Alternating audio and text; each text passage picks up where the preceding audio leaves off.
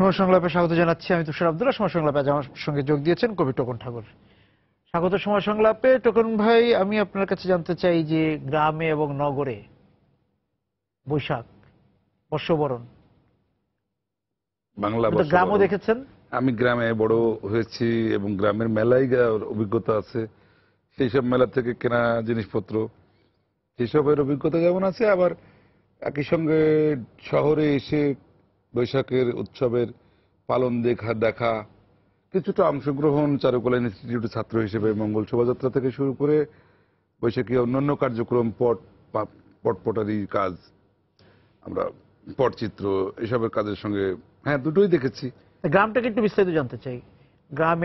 গ্রামের প্রস্তুতি আসলে বৈশাখকে কেন্দ্র করে যে র্যালি কেন্দ্রিক এটা হয় না। যেমন পরিবারের মধ্যে রান্না বাড়া, খাওয়া, এই নিজেদের মধ্যে নতুন ধানের প্রশ্নটা আছে, পিঠা ব্যাপারটা জড়িত থাকে। নতুন পোশাক পরাটা, পোশাকটা ঠিক, পোশাক তো ঢাকা এখন পড়ছে। গ্রাম তো আসলে পোশাক নির্ভর নয়, পোশাকই নয়, শহরটা বরং পোশাকই। এই জন্য শহরে দেখা যায় যে প্রচুর পোশাকের বৈচিত্র্য, পোশাকের ছেলে মেয়ে, বৃদ্ধ, নারী, পুরুষ। এখন অবশ্য satellite channel, TV, mobile phone, এইসব কারণে, ইন্টারনেটের কারণে গ্রাম এবং শহরের যে বৈচিত্র্যের দূরত্ব রেখা, সেটাও কমে আসছে এখন আস্তে আস্তে।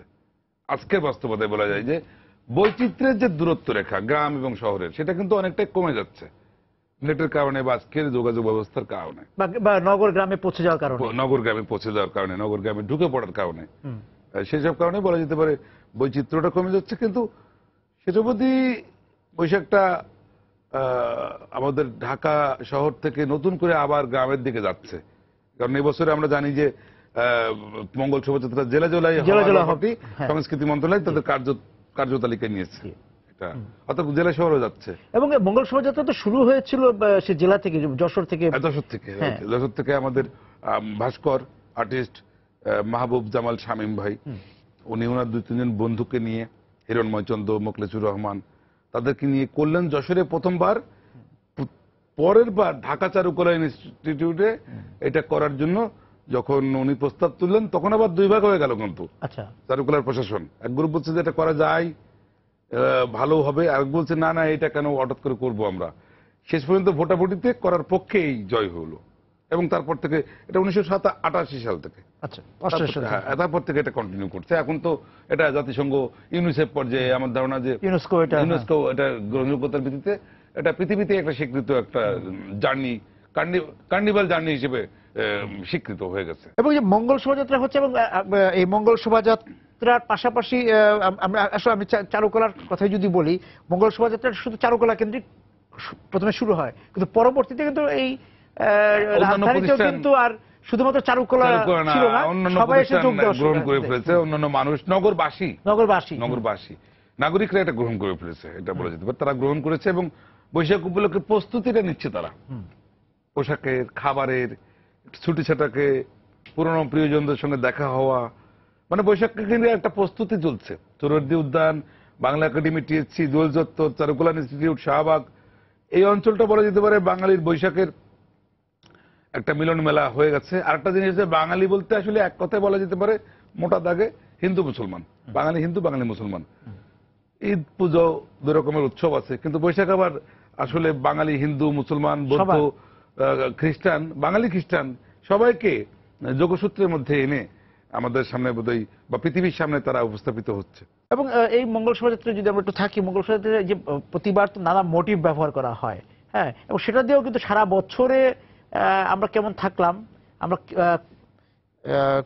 কার বিরুদ্ধে প্রতিবাদ জানাচ্ছি, কিংবা আমরা যদি খুব ভালো থাকি সেই ক্ষেত্রে আমাদের উচ্ছ্বাসের প্রকাশ, আহ্বান করছি, কাকে আগামীতে আহ্বান করছি, প্রত্যাশা করছি, এইগুলো মোটিভের মধ্য দিয়ে, বিভিন্ন প্রাণীর মুখোশের মধ্য দিয়ে, বিভিন্ন রকমের নকশার মধ্য দিয়ে এটা চলছে। প্রতি বছরই কিছু বৈচিত্র্য হয়। বড় একটা টিম, চারুকলার ছেলেমেয়েরা শিক্ষকদের তত্ত্বাবধানে এটা করছে, এবং আসলে একটা যজ্ঞ, এটা বিরাট ব্যাপার, মানে বৈশাখকে কেন্দ্র করে যেটা ঘটছে। এবং বৈশাখের মধ্যে আরেকটা জিনিস আছে, যেমন বৈশাখের মধ্যে বাণিজ্যিকভাবে কিছু উপাদান লুকিয়ে আছে, পোশাক আশাক, খাবার থেকে শুরু করে, আবার একই সঙ্গে বৈশাখের মধ্যে বাঙালির, অবিভক্ত বাঙালির একটা ঐক্য সুর এর মধ্যে গাঁথা আছে। সেটা হিন্দু, মুসলমান, নারী, পুরুষ, এমনকি বিভিন্ন বয়সী। তারা শুধু এখন ঢাকায়, এবার একটা ভালো খবর যে প্রতিটা জেলায় জেলায় এই র্যালিটা হবে, জেলা শহরের মানুষরা এই র্যালিটা দেখতে পাবে। আশা করা যায় যে পরবর্তীতে থানা পর্যায়ে পৌঁছে যাবে, তার মানে আবার সেই গ্রামের দিকে যাবে। এবং এই যে গ্রামের দিকে যাবে এবং মঙ্গল শোভাযাত্রা জেলা পর্যায়ে বা উপজেলা পর্যায়ে না হোক, আপাতত জেলাতে যাচ্ছে, সেখান থেকে তাহলে কি এই যে বর্ষ বরণের, হ্যাঁ, বা বৈশাখের বা এই যে ষড়ঋতুর সঙ্গে আমাদের বেড়ে ওঠা, আমাদের বসবাস, সেই জায়গাটায় কিন্তু সেই জায়গাটায় কৃষকই কাজ করছে, কৃষকের ভূমিকাটা, শ্রমজীবী মানুষের ভূমিকাটাকে আড়াল হয়ে যাবে এই শহর থেকে যখন এই মঙ্গল শোভাযাত্রা যাচ্ছে। তার মধ্য দিয়ে কি একটা পোশাকি রূপও গ্রামে প্রবেশ করছে না, একদম দ্রুতগামী রেলের মতো? এটা একটা লক্ষ্য করার মতো ব্যাপার যে আমাদের নগর সভ্যতা ক্রমশ গ্রাম সভ্যতাকে, নদী সভ্যতাকে, এমনকি বনভূমি সভ্যতাকে আঘাত করতে করতে, দখল করতে করতে, গ্রাস করতে করতে এগোচ্ছে। গ্রাম থেকে একটি ছেলে একটি মেয়ে লেখাপড়া শিখে শহরে আসে, অনেক বড় হয়, এবং একদিন সে বড় হয়ে আবার গ্রাম দখল করার কর্মসূচি চালু করে সে নিজেই। একটা অদ্ভুত ব্যাপার। তার ওই শিক্ষার মধ্যে বোধহয় কোনো একটা সংকট আছে যে গ্রাম থেকে আসা ছেলেটি মেয়েটি আবার গ্রাম দখল করতে পরবর্তীতে জীবন ব্যয় করে।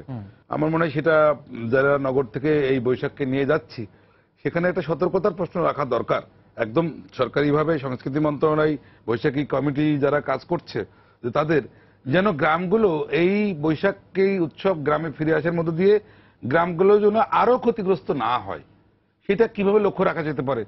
যে পুরোটাই কি পোশাকি বৈশাখ হবে, নাকি বৈশাখ বাঙালির বছরের সূচনা মাস, পয়লা বৈশাখ তার নতুন বছরের দিন, সেইটাকে কেন্দ্র করে উৎসবটা বাড়াতে গিয়ে, উৎসবটা পালন করতে গিয়ে যেন আমরা সামাজিক ভারসাম্যের হেরফের না ঘটিয়ে ফেলি, অর্থাৎ শহর দিয়ে গ্রামকে আরেকটু দখল করার পায় তারা, এটা যেন না করি, সেই লক্ষ্যটা রাখা দরকার পুরো বৈশাখী কার্যক্রমে যারা থাকছে। এবং আমি কথা বলছি আমাকেও, সবাইকে। হ্যাঁ, এবং এই যে এই চৈত্র বৈশাখের যে আচারগুলো আছে, বৈশাখ জ্যৈষ্ঠ, আমরা পুরো ঋতু ভিত্তিক যে আমাদের আচারগুলো আছে, সেই আচারগুলো হারিয়ে যাচ্ছে অনেকটাই, হ্যাঁ, বা তাকে আমরা স্বীকৃতি দিচ্ছি এবং সেটা এক নাগরিক মোড়কে সেগুলো আবার আমরা নিয়ে আসতে চাচ্ছি। একটা কথা বলে যে আমাদের পাট, সেগুলো কৃষকদের হাত থেকে এসে শহরে এসে আবার সেগুলো পাটজাত দ্রব্য হয়ে সেগুলো আবার কৃষকদেরকে কিনতে হয়, সেটা অনেকটা এই প্রক্রিয়ার মতোই।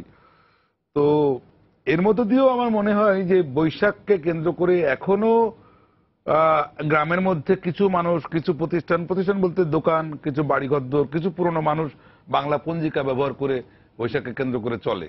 ঠিক পঞ্জিকার সঙ্গে বৈশাখের সম্পর্ক আছে। শহর জীবনে হয়তো পঞ্জিকাটা ব্যবহারই হয় না। সংক্রান্তি, চৈত্র সংক্রান্তি, বৈশাখের ঠিক আগের দিন, 31শে চৈত্র, 13ই এপ্রিল, এদিন যেমন আগে উৎসব, এটা অনেকদিন ধরেই হতো। আমার মনে হয় এটা একটা লক্ষ্য করার প্রশ্ন আছে যে আসলে বৈশাখটাকে কতটা পোশাকি করব, আর কতটা একটা নতুন বছরকে আবাহন করা, পুরনো বছরকে বিদায় জানানো, পুরনো বছরের সংকটগুলো মোকাবেলার জন্য নতুন বছরে আমরা কি করতে পারি। সেই সংকট হতে পারে রাজনৈতিক, অর্থনৈতিক, সাংস্কৃতিক সংকট, জাতিগত উত্তরণের প্রশ্ন, ব্যক্তির উত্তরণের প্রশ্ন, জঙ্গিবাদ থেকে শুরু করে নানান রকমের সামাজিক যে নিপীড়ন আছে তার বিরুদ্ধে বৈশাখকে আহ্বান করে, বৈশাখী আহ্বানের মধ্য দিয়ে, অর্থাৎ সামাজিক সুবিন্যস্ত একটা কাঠামো যদি আমরা করতে চাই, যে সেই পটে আঁকা ছবি মেলায় হতো, তো সেই মেলা থেকে আমরা কতখানি দূরে আসছি, এটা একটু আমাদের হিসাবের মধ্যে রাখা। এবং যে মেলার প্রসঙ্গ যেহেতু আসলো, মেলার প্রসঙ্গে যে মেলাতে যে উপকরণগুলো আগে পাওয়া যেত, সেটা মানে পুতুল, পটারি, হ্যাঁ, সেই জায়গায় কিন্তু এখন চলে আসছে তৈজসপত্র, প্লাস্টিক এবং চলে আসছে ফুলের টপ, এই জাতীয় জিনিসই বেশি চলে আসছে। এটা খুব গুরুত্বপূর্ণ প্রশ্ন যে ব্যক্তির উৎপাদন ক্ষমতাকে কোম্পানিরা বন্ধ করে দিল। টেপা পুতুল নাই, টেপা পুতুল বানাতো একজন ব্যক্তি, বৈশাখী পুতির মালাও বানাতো একজন ব্যক্তি, কিন্তু যখন কোম্পানি আসতেছে, কোম্পানি কিন্তু ইন্ডাস্ট্রি আনতেছে, ইন্ডাস্ট্রি কিন্তু মেশিন দিয়ে বের করছে, শিল্প। এখন এটা আগেরই দ্বন্দ্ব, এই রেনেসাঁস পিরিয়ডে ইউরোপে শুরু হচ্ছে যে ব্যক্তির উৎপাদন ক্ষমতাকে ব্যাহত করছে প্রতিষ্ঠানের মেশিন। সেটা আমাদের বৈশাখী প্রশ্ন, ওটা বলা যাবে। তাল পাখার প্রশ্নটি তো আমরা জানতাম, তালের পাখা আমাদের দেশের তাল গাছ, কিন্তু আমরা দেখতে পাবো প্লাস্টিকের তাল পাখা বৈশাখের দিনে হাজার হাজার কোন কোম্পানি রাস্তা ধরে ফ্রি বিলাচ্ছে, তাদের স্পন্সর বিজ্ঞাপন লেখা সহ। এখানে ক্ষতিগ্রস্ত হচ্ছে আমরা। এটা কিভাবে বন্ধ করা যায়, কিংবা এর সঠিক ব্যবহারটা, অর্থাৎ তাল পাকাটা কি দোষ করলো, তাল পাকাটা প্লাস্টিক কেন ব্যবহার করবো, আর প্লাস্টিকের গায়ে তাল পাখাও ছিল, আবার কাপড় এই সুতোয় তৈরি, সুতোয় বোনা যে তালের পাকা প্রাণের শোকা, হ্যাঁ বিভিন্ন হাতে সুতো করা, এরকম সুন্দর যাও পাখি বলো তারে, যাও পাখি বলো তারে, রাইট। এগুলো আমার ছেলে বানাচ্ছে, ওটার প্রপস হিসেবে ঢুকেছে এগুলো অলরেডি। এটা খুবই ভালো বলেছো যে এটার মধ্যে যে সংস্কৃতির চেতনাটা ছিল, মর্মের চেতনা, এমনকি প্রাণ জড়িত ছিল। প্লাস্টিকের রাস্তায় ছেটানো কাগজের যে তাল পাখাটা দিচ্ছে, কাগজের যে পাখাটা দিচ্ছে ওয়ান টাইমের জন্য, এই ওয়ান টাইমের চেতনাটা আমাদের বোধহয় ক্ষতি করেছে। ওয়ান টাইমের বল পেন, ওয়ান টাইমের চা, ওয়ান টাইমের কোনো কিছু স্থায়ী থাকে না, স্থায়ী থাকছে না। মানে মানুষের জীবনের প্রাণের মমত্ব, ভালোবাসা, এর স্থায়িত্ব কমাই দিয়ে কোম্পানি একটা প্রোডাক্টে বললো যে ওয়ান টাইমের ভালোবাসা নাও, এই 10 টাকার বলে একটা প্যাকেটের মধ্যে তারা ভালোবাসা দিয়ে দিল, সেটা কিনে একদম বাড়ি যাচ্ছে ক্ষণিকের। হ্যাঁ হ্যাঁ, বৈশাখ আসার আগেই যেভাবে ঋতু আমাদের সঙ্গে প্রকৃতি যেভাবে নতুন পরিচয়, তার যে পরিচিত ঢং, সেই ঢং পাল্টে ধরা দিয়েছে। আমরা ফাগুনের বৃষ্টি দেখেছি, আমরা ফাগুনের শেষ প্রান্ত বা চৈত্রের শুরুতে আমরা শিলাবৃষ্টি দেখেছি, ঝড় দেখেছি, এবং মেঘলা আকাশ, সেই মানে কালিদাসের আকাশও আমরা আসলে ফাগুন দেখা যাচ্ছে। আসলে বৈশাখ নিজেই একটি ঋতুর মানে গ্রীষ্মের সূচনা মাস। আমরা জানি যে এর আগে বসন্তকাল, বসন্তে আমরা জানতাম যে ফাগুনে বৃষ্টি হয় একদিন দুদিন, কিন্তু এবার দেখা যাচ্ছে যে বৈশাখের আগেই বৈশাখী ঝড় বৃষ্টি সহ কিছুটা শ্রাবণের মতো 3-4 দিনের টানা বৃষ্টি, মেঘলা আবহাওয়া। এটা যে ফাল্গুনে শুরু হয়ে গেল, এটা ভালো লক্ষণ নাকি ঋতু বৈচিত্র্যের পরে আমাদের প্রকৃতির ভারসাম্য নষ্ট হয়ে যাওয়ার কারণে ঘটছে, জলবায়ু পরিবর্তনের প্রশ্নে ঘটছে কিনা? ফাল্গুনে এত বৃষ্টি হওয়ার কথা না, এত বৈশাখী আবহাওয়া। অর্থাৎ এই কারণে আমাদের এবার দক্ষিণে হাওয়া আমরা কমই ওইভাবে পেলাম। হ্যাঁ, আমার মনে হয় যে আমাদের যে বলি জলবায়ুর পরিবর্তন বা প্রাকৃতিক ভারসাম্য নষ্ট হয়ে যাওয়া, এটা তার কারণে ঘটছে কিনা এটা দেখা দরকার। নাহলে আগামীতে শ্রাবণ যদি বৈশাখে বসন্তে চলে আসে, তাহলে শ্রাবণে কি হবে, এই প্রশ্ন দেখা দরকার। যে এটার মধ্য দিয়ে হয়তো বা সংকটটা ওখান থেকে তৈরি হচ্ছে, কারণ এরকম বৈচিত্র্য আমরা দেখিনি এত বছর ধরে, এতটা শুনিনি। ফাল্গুনের বৃষ্টি হবে আসে, কিন্তু এইরকম টানা 3-4 দিনের আগে কখনো আমরা দেখিনি। এবং সেই বৃষ্টি তখনকার আকাশ এরকম ছিল না, এতটা মেঘলা, এখন যেমন আবহাওয়াটা এত ছিল না। সেই কারণে আমাদের যে বৈচিত্র্য ঘটছে, এটা বৈচিত্র্য বলবো না, এটা হয়তো বা পরিবর্তন, বিশেষ পরিবর্তন। যে পরিবর্তন বাংলাদেশের আবহাওয়ার যে ধারাবাহিকতা ছিল এত বছরের, তার সঙ্গে একটু বিচ্যুতি ঘটাচ্ছে। দেখা যাচ্ছে যে ফাল্গুনে কেন শ্রাবণ আসবে। এবং জ্যৈষ্ঠতে কি হবে জানি না, জ্যৈষ্ঠতে কাঁঠাল পাকা, রোদ পড়বে কিনা, আম পাকা, কাঁঠাল পাকা, মধুমাস যাকে আমরা বলি যে ফল পাকে, সেটা বৃষ্টির ফলাফলে আমগুলো থাকবে কিনা, গাছের আমের মঞ্জুরিগুলো থাকবে কিনা, সেটা তো এখন। আর বৃষ্টি যদি এভাবে চলতে থাকে তো আমের গুটি মঞ্জুরি তো পড়ে যাবে গাছ থেকে। প্রকৃতি সবসময় রহস্যময় বা রহস্যময় যেভাবে বলি না কেন, এবার রহস্যটা একটু বেশি। হ্যাঁ, এবং মানুষকে একটুখানি হয়তো বা বলতে চাচ্ছে যে মানুষ যেহেতু পরিবর্তন করতে চাচ্ছে প্রকৃতি, তো প্রকৃতিও মানুষকে হয়তো বা বোঝাতে চাচ্ছে, এরকম হতে পারে যে ফাল্গুনেই আমরা শ্রাবণ দিয়ে দিলাম। যাই হোক, এখান থেকেও আলটিমেটলি প্রকৃতি এবং মানুষ কিন্তু পৃথিবীর দীর্ঘকাল পাশাপাশি লড়াই করে এই পর্যন্ত এসেছে, আসলো। মানে আগেও হয়তো বিভিন্ন রকম পরিবর্তন হয়েছে, তবে সবচেয়ে বড় যে বিষয়টা হচ্ছে যে আমরা মানে ষড় ঋতু বলি, 6 ঋতু বলি, তা খুব একটা স্পর্শ এখন আর খুঁজে পাওয়া যাচ্ছে না। এখন আমরা বলতে পারি মোটা দাগে শীত, বর্ষা আর গ্রীষ্ম, এর বাইরে শরৎ, হেমন্ত, বসন্ত আলাদা করে পাওয়া যাচ্ছে না। এই যে পাওয়া যাচ্ছে না, হয়তো বসন্ত আত্মগোপন করলো গ্রীষ্মের মধ্যে, হয়তো বা হেমন্ত এবং শরৎ হারিয়ে গেছে গ্রীষ্মের মধ্যে। কি হতো মানে গ্রীষ্মকে টপকে বর্ষার কাছে চলে যাচ্ছে। এইটা আসলে চরিত্র পরিবর্তন হচ্ছে, একটু একটু করে বলা যেতে পারে ঋতুর চরিত্র পরিবর্তন। এখন ঋতু যদি আরো বেশি চরিত্র পরিবর্তন দেখায়, তাহলে আমাদের দীর্ঘদিনের যে জানা ঋতুভিত্তিক, যে শীতে পৌষ মাঘ শীতকাল, চৈত্র ফাল্গুন চৈত্র বসন্তকাল, এইটা হয়তো পরিবর্তন হয়ে যেতে পারে। এবং তার রূপটা আবার আমরা প্রকৃতিতে দেখতে পাবো, নদীর রূপ বদলে যাবে, আমাদের ফুল ফল সেই জায়গাতেও পরিবর্তন হবে। বাংলাদেশের দক্ষিণ পশ্চিমাঞ্চলের অসংখ্য নদী ফারাক্কার কারণে ডেড হয়ে গেছে, মরে গেছে। হ্যাঁ, পদ্মায় পদ্মার কারণে আমরা যে সমস্ত উত্তরবঙ্গের মানে বেশিরভাগ নদী তো উত্তরবঙ্গ এবং বাংলাদেশের দক্ষিণ পশ্চিমাঞ্চল, যশোর, খুলনা, কুষ্টিয়া, রাজশাহী, এই ফারাক্কার কারণে এটার একটা প্রকৃতি তো মানচিত্র বোঝে না, প্রকৃতি তার প্রাকৃতিক ব্যবস্থাপনা বোঝে। সেদিনকে আমাদের রাষ্ট্র, বহির্রাষ্ট্র, নদী কমিশন এগুলো খেয়াল রাখা দরকার যে রাজনৈতিক বিভাজনের ফলে আমরা প্রকৃতিকে বিনষ্ট করে ফেলছি কিনা। মানে একদম সর্বশেষ যতটুকু আমরা দেখলাম যে নিউজিল্যান্ডের একটি নদীকে কিন্তু মানুষের অধিকার দেওয়া হয়েছে, তাকে সে বিলুপ্ত, এরকম আমাদের যেটা বলছিলাম যে আমাদের নদীগুলোর মতো সংকটে পড়ে গিয়েছিল, একটি নৃগোষ্ঠীর দাবির মুখে এবং নৃগোষ্ঠীর জীবনযাপনের সঙ্গে সেই নদীর একটি সম্পর্ক ছিল, যে কারণে নদীর বাঁচার অধিকারটা মানুষের অধিকারের সমান। এই প্রশ্ন তুষার, আমি একটু মজার কথা বলি, আমি এই মুহূর্তে আছি বুড়িগঙ্গার পাড়ে ফরাসগঞ্জে একটা সিনেমা বানানোর প্রশ্নে। ওখানে 2-3 মাসের জন্য অবস্থান নিলাম, ক্যাম্প অফিস। বুড়িগঙ্গার পাড়ে আমার বাসা থেকে 1 মিনিট হাঁটলেই বুড়িগঙ্গার পাড়। আমি যাই এবং বুঝতে পারি বুড়িগঙ্গাটাকে মেরে ফেলা হলো, আমাদের ঢাকাবাসী হত্যা করা হলো, গন্ধ। আমি গতকাল সন্ধ্যাবেলায় বুড়িগঙ্গার ওপারে পাড়ি দিলাম নৌকায় করে, একদম 5 টাকা আর 2 টাকা ঘাটে ভাড়া দিয়ে যেতে যেতে মনে হচ্ছিল ঢাকার একটা বড় সম্পদ হচ্ছে বুড়িগঙ্গা। ঢাকাবাসী এই বুড়িগঙ্গাটাকে রাখতে পারলো না। একটু আগে বলছিলে যে ওখানে নদীকে মানুষের মতো মর্যাদা দান করলো।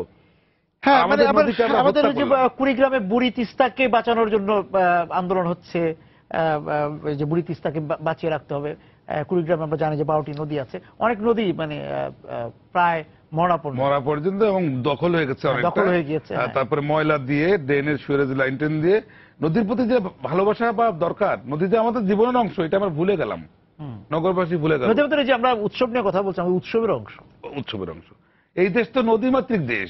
নৌকার পাড়ে এসে গঞ্জের মহাজন বউরা যাচ্ছে, বৈশাখী মেলার যে হাড়ি পাতিল পুতুল এগুলো আসবে নৌকায় করে, হ্যাঁ শুধু নৌকা করে, হ্যাঁ, এবং এই যে বৈশাখী বৈশাখ জ্যৈষ্ঠের যে ফল, বিভিন্ন রকম ফল যে আসতো সেটাও কিন্তু নৌকা দিয়ে আসতো। শুধুমাত্র বৈশাখ বা বর্ষবরণ, বাংলা অবশ্য বরণের উৎসব ছাড়াও কিন্তু আমরা এখন বসন্ত উৎসব পালন করি, আমরা বর্ষা উৎসব পালন করি, আমরা শরৎ উৎসব, কিন্তু সেইটার ব্যাপকতা কম, মানুষের সম্পৃক্ততা কম। যদিও বসন্ত উৎসব অনেকটা পয়লা ফাগুন, মানে এবারও আমরা দেখলাম যে বিস্তৃত হচ্ছে এবং অনেক হয়েছে পয়লা ফাগুনে, কিন্তু বর্ষাও বা শরৎ ওইভাবে বিস্তৃত হয়নি, কিন্তু ফাগুন হয়েছে। এটার আবার নানা রকম কথাও বলা হয়, যেহেতু এখন যে কর্পোরেট যুগের কথা আমরা বলছিলাম, বা বাজার অর্থনীতির উপহার যে ভালোবাসা বা ভ্যালেন্টাইন ডে পাশাপাশি বলেও এটার বাজারের কারণে বিস্তার ঘটেছে, সেটাও বলা হয়। এখানে বৈশাখের সময় আমরা জানি যে পহেলা বৈশাখ বা বৈশাখের সময় প্রচন্ড রোদ পড়ে, প্রচন্ড গরম হয়, তারপরেও লক্ষ লক্ষ মানুষ রাস্তায় বেরিয়ে পড়ে, উৎসবে সামিল হয়। এটা বড় কারণ, সৈয়দ শামসুল হক একদিন কথায় কথায় বলছিলেন যে বৈশাখের রোদের মধ্যে একটা দাপট আছে, এই প্রকৃতির বিরুদ্ধে দাঁড়িয়ে মানুষ ওই দাপটের সঙ্গে মোকাবেলা করে। তারা বৈশাখকে বরণ করে রোদটাকে মাথায় নিয়েই, ঘরের মধ্যে বসে বৈশাখ পালন হয় না। বৈশাখ পালন করতে হলে রাস্তায় রোদে যেতে হয়, কারণ রোদটা থাকে, গরমটা থাকে। তো ঋতুর অনেকগুলো অনুষ্ঠান হলেও শেষ পর্যন্ত পয়লা বৈশাখ বসন্তে এখন একটা উৎসব বাড়ছে, কিন্তু বৈশাখ আসলে প্রতিনিধিত্বমূলক, মানে আগে বলা যেতে পারে ঋতুভিত্তিক উৎসবের বাঙালির এই অঞ্চলের বৈশাখ একটি অবিভক্ত সাম্প্রদায়িকতার প্রশ্নে বলি, হিন্দু, মুসলমান, বৌদ্ধ, খ্রিস্টান সমস্ত লোকের অংশগ্রহণ থাকে, কারোর কোনো বাধা নেই। কিন্তু কর্পোরেট বা পুঁজির ব্যবহারটার নিয়ন্ত্রিত ব্যবহার আমাদের সুচরিত্রের মানে সচ্চরিত্রের মতো যদি করা যেত বা করা যায়, তাহলে এই বড় উৎসবটি আরো প্রাণবন্ত হতে পারে, আর একটু ঘরে ঘরে পৌঁছতে পারে। শুধু ব্যবসার জন্যই নয়, মানুষকে বাঁচিয়ে রেখে ব্যবসাটা হোক, সেই প্রশ্নে যদি বৈশাখটাকে নদীগুলোর মতো বৈশাখটাকে নষ্ট না করে, নদীগুলোর সংরক্ষণের মতো বৈশাখটাকেও বিস্তৃত করা এবং সংরক্ষণ করা। প্রথমত আমরা কি করব, আমরা সংরক্ষণ করব না খেয়ে ফেলবো? এক হাঁড়ি ভাত খেয়ে ফেলতে পারি, এক প্লেট ভাত, কিন্তু পুরো প্রকৃতিটা খেয়ে যেন না ফেলি, আমরা নদীটা যেন খেয়ে না ফেলি। সেইভাবে বৈশাখকে বুকের মধ্যে নিয়ে, বৈশাখী রোদ দাপটের সঙ্গে নিয়ে অনেক লড়াই সংগ্রাম আছে 21 শতকে বাঙালির, বাংলাদেশের মানুষের, সেগুলোকে মোকাবেলার জন্য এই 16 কোটি নাগরিককে বৈশাখও একটা বড় উপাদান হতে পারে, যে আমাদের এত রোদে এত গরমে আমরা রাস্তায় নামি, মানে আমরা প্রকৃতির এত বিরুদ্ধতার মোকাবেলা করে আমরা টিকে থাকতে পারি। সেইটা পুরোপুরি বাণিজ্যিকভাবে যেন কোনো কোনো মহল না নিয়ে যেতে পারে, সার্বিক মানুষের সঙ্গে থাকে, মিলিত হবে, সেটার জন্য গণমাধ্যম এমনকি নাগরিক, সে সমস্ত বড় বড় প্রতিনিধিত্বকারী প্রতিষ্ঠানগুলোরও দায়িত্ব যে বৈশাখকে যেন কুক্ষিগত না হয়, বৈশাখ যেন শেষ পর্যন্ত তৃণমূল মানুষের কাছে থাকে। সেটা আমাদের গণমাধ্যম প্রকৃতিকে সুন্দর রাখার ক্ষেত্রে সবার স্পর্শ, যেভাবে আমাদের মাকে, ভাই বোনকে, পরিবারকে আমরা ব্যবসা না করে সুন্দর রাখি। এবং একইভাবে যে বর্ষায় বা বৈশাখে যে ফুল ফোটে, গ্রীষ্মতে তো আমাদের ঢাকা জারুল এবং নানা রকম একদম উদ্যানে ভরে গেছে, ভরে যায়। এবং একইভাবে শরৎকেও আমরা দেখি। এখন এই যে নগরে বসে উদযাপন করা, উপভোগ করা এবং দেখা, এই নগরের মধ্যেও কিন্তু এটা প্রমাণিত যে নগরে বসেও কিন্তু আমরা বলি যে গ্রাম এবং নগরের তফাৎ আছে, কিন্তু যিনি উপভোগ করবেন, যিনি যার মধ্যে স্পর্শকাতরতা আছে, সে কিন্তু এই কংক্রিটের মধ্যে বসেও কিন্তু শরৎকে উপভোগ করতে পারেন। এবং আমি একটা উদাহরণ দিতে পারি, দ্বিজেন শর্মা আমাদের প্রখ্যাত প্রকৃতি বিজ্ঞানী, লেখক, অনুবাদক কিংবা বিপ্র দাস বড়ুয়া, এরা কিন্তু এই, আমি দুজনকে এই উদ্যানে দেখা যাবে একা একা ঘুরে বেড়াচ্ছে, গাছ দেখে বেড়াচ্ছে, কোন তরুণ ছেলে মেয়েকে বলতেছে এটা জারুল, এটা নাগলিঙ্গম। এই যে অনেক, আমরা প্রথম কথা এত বাংলার গাছ, বাংলাদেশের মানুষ বেশিরভাগ মানুষ যাচ্ছে না, সাথে আমাদের পরিচয় হয়েছে না। আমরা ওই যে বিপ্রদাস এবং দ্বিজেন শর্মার কথা বললাম, কিন্তু পাশাপাশি কিন্তু একদম শ্রমজীবী যে মানুষ, যার গ্রামের সাথে সম্পর্ক আছে, গ্রামের স্মৃতি এখনো তার কাছে আছে, সেও কিন্তু বসে বা রিক্সা চালাচ্ছেন বা কোনো জীবিকা নির্বাহ করছেন, উনি কিন্তু ঠিকই পেয়ে যায়। এবং এই জন্য যে পোশাকের জীবন যেন আমাদের প্রকৃত জীবনকে খেয়ে না ফেলে। প্রকৃত জীবন বলতে যে পোশাকের বাইরের জীবন, একটু পরিশ্রমী জীবন, মানে যে জীবন আমার আসলে প্রকৃত জীবন, সেটার জন্য খেয়ে না ফেলে পোশাকি জীবন। এইটা লক্ষ্য রাখার জন্য সভ্যতা সংস্কৃতির সব লোকেরই দায় আছে, আমাদের দায় আছে। শহরটা দিয়ে গ্রাম কি সব শেষ করে ফেলবো? তাহলে কত বছরের মধ্যে বাংলাদেশের গ্রাম উজাড় হবে নদীগুলোর মতো? এগুলো ভাবা দরকার আগামী 20, 30, 50 বছর বাংলাদেশের জন্য। উৎসবের যে সৌন্দর্য, সেই সৌন্দর্য বা সুন্দর ধরে রাখার জন্য প্রকৃতিকে সুন্দর রাখতে হবে।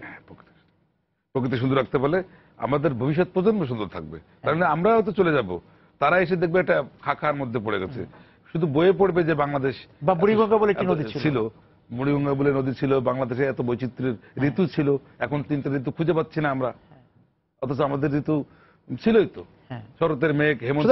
আমাদের যে ঋতুচক্র, তা যাতে স্মৃতিতে না চলে যায়, নদীর মতো, নদী দখলের মতো, নদী মেরে ফেলার মতো ঋতুগুলো যেন শেষ না হয়ে যায়। অনেক ধন্যবাদ আজকে আমাদের সঙ্গে যোগ দেওয়ার জন্য। দর্শক যারা ছিলেন আজকে আমাদের সঙ্গে এই আলোচনায়, আপনাদেরকে ধন্যবাদ জানিয়ে শেষ করছি আজকের সময় সংলাপ। দেখা হবে আগামী দিন। সবাই সুন্দর থাকুন।